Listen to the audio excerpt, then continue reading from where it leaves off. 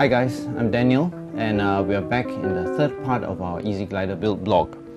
And what you see is that we have the glider. We have actually mounted quite a number of these things, and the GPS is in. I've put in some extra cabling here for the programming, and we've got quite a number. So throughout this particular blog, we're going to be looking at how I've put together some of the ancillary stuff. We've also done up the wings. We've put on some of the external tubes that need to go in, some of the servo mountings and all that. So we'll be looking at that today.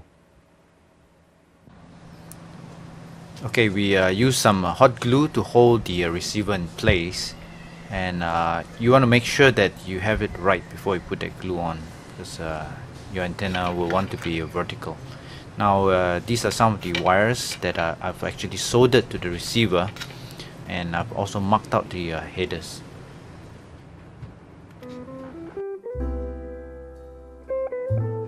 We're using the HS55 servo from High-Tech for the wings, and we are using the hot glue gun. Very handy. Put that in.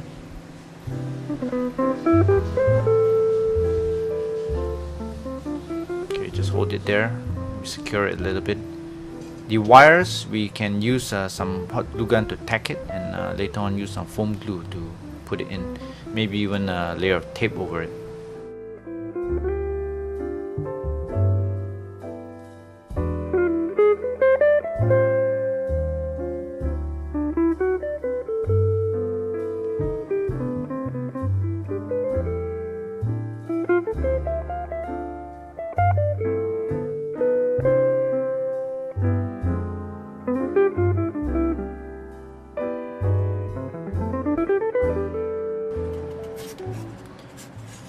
Okay, this is the tail, and you can see how we've already put in the mount actually for the controller. And what we need to do is that we need to cut a little slot here in order to put this hinge in.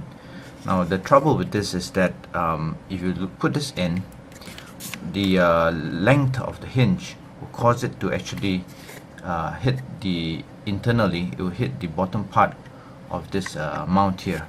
So what we're going to have to do is we're actually going to have to cut off a little bit of this hinge.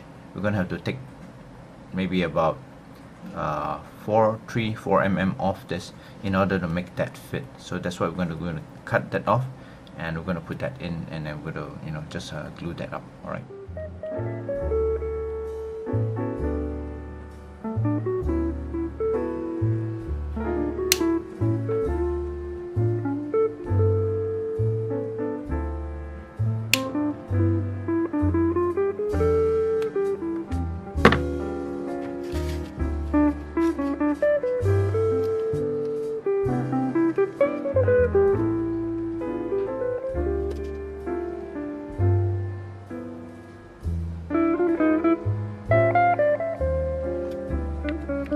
Okay, so we're going to have to put this tube into this slot on the side of the plane, and we're going to use super glue or ethyl cyanocrylate to hold this thing in. Now the thing to remember with the cyanocrylate is that it actually bonds upon contact with water.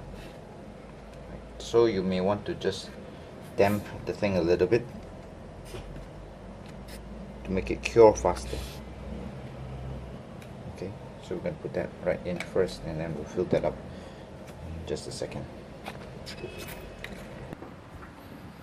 Okay, what we have done here is we have actually made some additional connections to the Dragon OSD. You can see how we've already put in the cabling for the GPS module, so that's in there, and I've got it running under the module, and it's already plugged in there. Now what is interesting here is I've actually put the ICSP port, the programming port. I've actually connected a bunch of wires and brought it out here so that I can access it without opening up this thing. Now some of you have been discussing whether or not to put a hatch down here and open it all up, and I'm a little bit concerned that doing so would compromise the structural integrity of this fuse.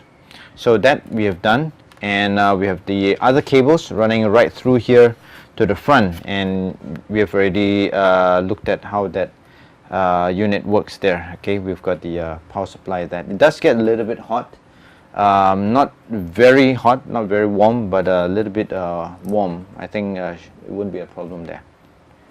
You can see that I've done the same thing with the receiver. I've taken out the connections for the programming port, the ICSP, and I've also marked it out so I know which way to connect it, and that's come out here. So both of this as well as the Dragon, I will not be having to you know, open up this thing in order to reprogram it, as I expect I will be doing quite often.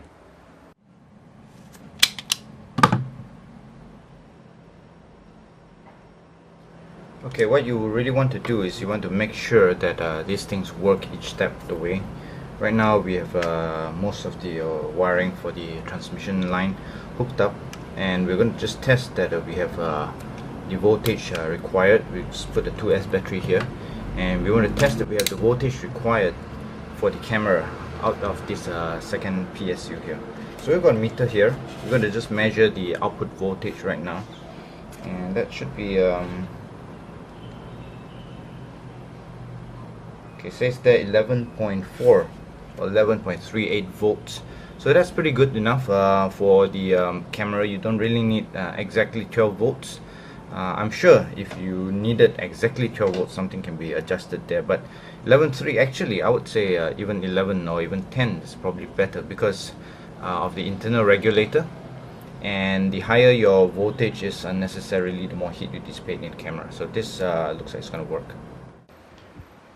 Okay, so when we actually put the wing into the fuse, this way we've done it halfway so we can see what's going on inside here. What you'll notice is that on this side you can see how it comes through right here,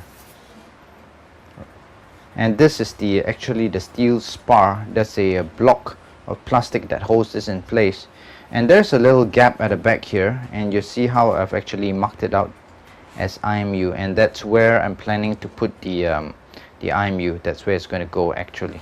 So this is what it will look like on the inside. There's a little gap where the cable for the wing servos is going to come through, and it's going to go in here.